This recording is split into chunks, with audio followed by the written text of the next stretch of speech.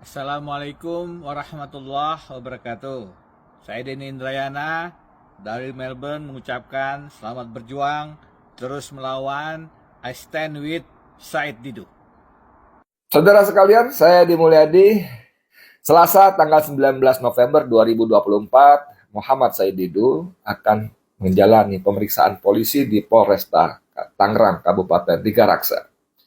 Dan dia dipanggil untuk kedua kalinya karena sikap istiqomahnya dalam membela rakyat Banten dari penggusuran dan perampasan tanah secara paksa oleh pengembang Pantai Indah Kapuk 2, PIK 2. Said Didu secara konsisten terus menyuarakan keadilan. Kita kawal, kita bersamai dia, jangan biarkan dia berjuang sendirian. Jangan biarkan orang baik berjuang sendirian. Jangan biarkan dia menjadi korban keserakan oligarki. Bantu Said Didu. Bela Said Didu. Saya Edi Mulyadi bersama Said Didu. Nasrun minallah wa fatun qarib wa basyiril mu'minin. Assalamualaikum warahmatullahi wabarakatuh. Apa yang sudah dilakukan oleh Bang Said Didu ini mendapatkan perlawanan tadi ya dari Alvin Lim yang mengatakan bahwa Said Didu ini kurang lebih lah kata-katanya. Ini dia sebenarnya sedang mencoba memeras bos PIK katanya. Kemudian dia ngoceh melakukan kebohongan publik dan segala macam. Nah, yang begini harus digimanain ini? Oh, dilawan. Saya kira teman-teman Pak Said Didu kan banyak. We stand with Said Didu kan. Iya. Banyak itu. Kalau kita galang, ayo kita galang. Gitu kan. Alvin Lim ini ya sama etnisnya. Gitu. Artinya blockingnya makin mudah, Pak. Iya, itu ini pribumi lawan etnis Cina. Dia berisiko cara begitu, apalagi sampai memfitnah. Dari mana dia tahu bahwa Said Didu itu memeras?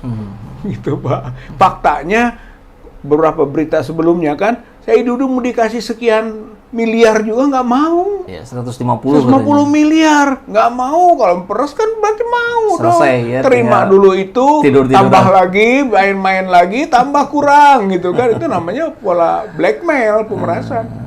Mungkin itu yang sedang dilakukan Alvin Lim sendiri. Orang menuduh, hanya menduga Alvin Lim sendiri sedang bermain gitu kan, karena dia juga ditekan juga atas dasar sikap-sikap kritisnya yang dinilai orang kok luar biasa.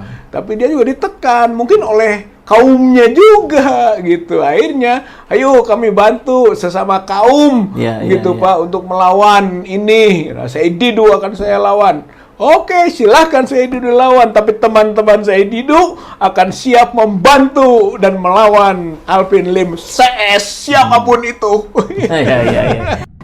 Sahabat saya Said Didu yang telah berusaha menyuarakan aspirasi masyarakat untuk keadilan dan kebenaran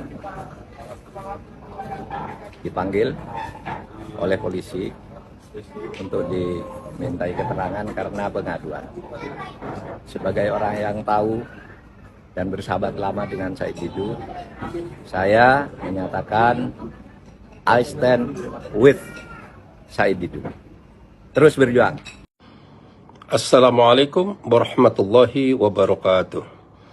Saya Yusuf Muhammad Martak, selaku Ketua Umum Gerakan Nasional Pengawal Fatwa Ulama, menyatakan berada bersama Said Didu karena Said Didu bukan hanya manusia merdeka, tapi Said Didu adalah pejuang yang lebih mulia daripada aparat, daripada pejabat, daripada perwakilan rakyat di parlemen yang tidak bersuara apapun untuk membela rakyat, bangsa, dan negara. Lanjutkan Said Didu, insya Allah perjuanganmu akan dimenangkan oleh Allah Subhanahu wa Ta'ala karena engkau telah berbuat yang terbaik. Lanjut. Allahu Akbar. Wassalamualaikum warahmatullahi wabarakatuh. Bismillahirrahmanirrahim. Assalamualaikum warahmatullahi wabarakatuh. Saya Bunda Mary dari Lampung. I stand with Dr. Said Didu. Assalamualaikum warahmatullahi wabarakatuh. Saya Eb Saifullah Fatah dan saya stand with Said Didu. Saya Andi Sahrandi. Dengan ini menyatakan I stand with Said Didu. Assalamualaikum warahmatullahi wabarakatuh. Saya Usman Buton, stand with Dr. Said Didu. Assalamualaikum warahmatullahi wabarakatuh. Saya Medi Juniarto, I stand with Said Didu. Siap mengawal kepentingan hukum. Assalamualaikum warahmatullahi wabarakatuh. Saya Ges Halifah. Mendoakan Bang Said Didu, senior saya, seorang pejuang. Semoga dia terselamatkan dari kejahatan terhadap dirinya dalam pembelaannya terhadap hak-hak rakyat yang dirampas terhadap tanah mereka sendiri. Semoga Bang Said bisa melewati ini dengan sebaik-baiknya.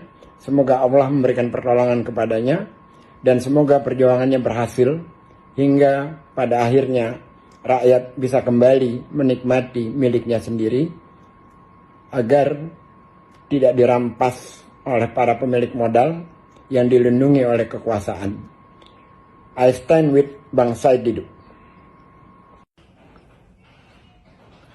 Saya Profesor Dr. Ikrar Nasar Bakti, stand with Dr. Said Didu. Yang menarik adalah tadi pagi, kemarin sore kita dapat kabar bahwa Abdesi barangkali maksudnya mewakili Mas Kota. Mengajak musyawarah katanya untuk ya nanti kalau sudah musyawarah kita cabut laporan lah. Tapi Bang Said Didu menolak karena pertama yang melaporkannya itu Mas Kota atas nama pribadi bukan atas nama Abdesi katanya. Kemudian yang kedua apa yang mau dimusyawarahkan karena yang diperjuangkan Said Didu adalah kepentingan rakyat bukan kepentingan orang per orang dan tidak disinggung pun orang per orang gitu. Nah, dalam kaitan itu disambungkan dengan tulisan Pak Rizal yang menulis tentang Agwan ini blunder jadikan Said Didu martir. Kira-kira analisa Pak Rizal apa nih yang akan terjadi setelah situasi seperti hari ini? Ya tadinya kan model maskota CS itu tidak menyangka reaksi publik seperti ini. Disangkanya Said Didu itu ya tadi lah bermain-main gitu ya. Ternyata dia mewakili aspirasi masyarakat rakyat yang banyak gitu Pak, gitu kan. Dan itu sebetulnya api dalam sekam. Gitu. Dari dulu kan orang sudah kecewa gitu kan dengan kebijakan-kebijakan diskriminatif Pak. Gitu. Bagaimana etnis itu mendapat proteksi yang luar biasa. Banyak juga yang membackingi gitu kan. Kan ada kasusnya yang siapa itu Ivan itu kasus Ivan ya, itu backing judi online juga backingnya ya gitu ya, tentara ya, polisi segala macam. Masyarakat ini jengkel Pak, kenapa gitu kelompok etnis seperti itu di backingi, akhirnya dia jadi arogan, dia jadi sombong, dia merasa dirinya sebagai kelompok yang dominan gitu. Ini sudah merata.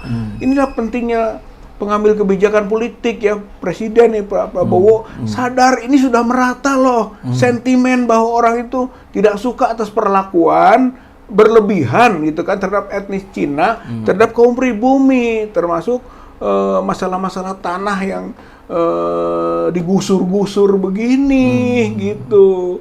Jadi ini sudah merata. Kalau nggak diambil kebijakan, ya nanti akan terlambat semuanya. Ya tadi gitu kan, membara intifada gitu atau perlawanan lain gitu yang sebetulnya itu tidak bagus dan bisa dicegah kalau pengambil kebijakan politiknya betul-betul berorientasi demi rakyat, bukan demi konglomerat, gitu.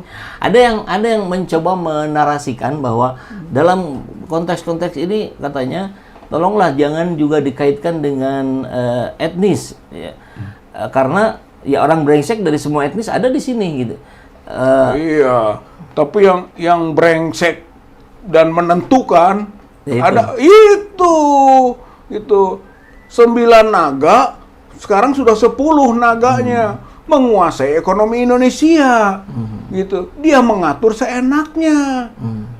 Brengseknya rakyat satu-satu dengan brengseknya pengambil kebijakan ekonomi dan politik, lain dampaknya. Bicaranya perbandingan dampak. Lain, Pak, gitu. Karena dia punya kewenangan. Itu rakyat 1-2 brengsek gitu kan, nggak punya pengaruh. Tapi kalau ini, pengaruhnya besar ini. Nah, terkait pengaruh, Pak Rizal, bagaimana mungkin kita bisa berharap kepada seorang Prabowo yang konon katanya tetap saja di belakangnya ketika perjalanan pertama ke Cina kemarin, itu orang-orang itu juga pada ikut katanya. Nah, terus apa yang bisa kita harapkan gitu dari keberanian Prabowo? Makanya kalau sampai sekarang kita tidak punya harapan. Makanya jangan berharap, tapi bersandar pada diri kita sendiri sekarang. Sebagai masyarakat, sebagai bangsa, bahkan sebagai pribumi begitu, Pak, yang punya akar warisan kesejarahan bangsa dan negara Republik Indonesia ini, itu yang menentukan. Ini hanya sekedar kasus-kasus ini magnet saja, momentum saja untuk kembalikan kedaulatan kepada rakyat. Sekarang kedaulatan telah diambil oleh oligarki, baik oligarki politik maupun oligarki bisnis. Itu, Pak.